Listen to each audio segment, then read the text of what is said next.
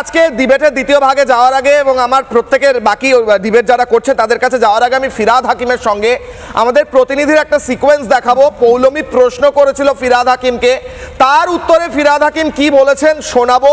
দ্বিতীয় প্রশ্ন নিয়ে আমি ডিবেটে যাব।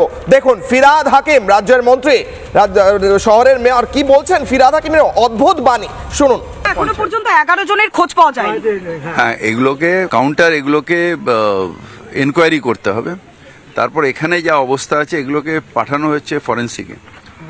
এদের ফরেন্সিক টেস্ট, ডিএনএ টেস্ট না করা পর্যন্ত, কোর্টের অর্ডার না আসা পর্যন্ত এটা আমরা করা যায় না। সেটা পুলিশ ব্যবস্থা করছে এবং আপনাদের একটাই অ্যাসিওর করছি, ল ইজ ফর এভরিওয়ান, আর আইনের পথে চলবে। কিন্তু স্যার আপনার আসতে এত সময় কেন লাগলো? আমরা দেখলাম যে দুদিন ধরে আগুন জ্বললো। এর আগে অনেকে এসছে।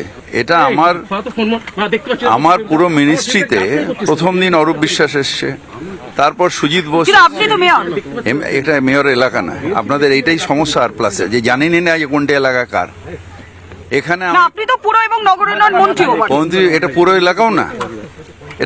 এলাকাও না, ক্যালকাটা কর্পোরেশনও না, কিন্তু মমতা ব্যানার্জি আমায় পাঠিয়েছেন, আমি এসেছি। কিন্তু মমতা বন্দ্যোপাধ্যায় তো অন্য অনেক জায়গা ভাগ করছেন, মৃত্যুর দাম ধরছেন।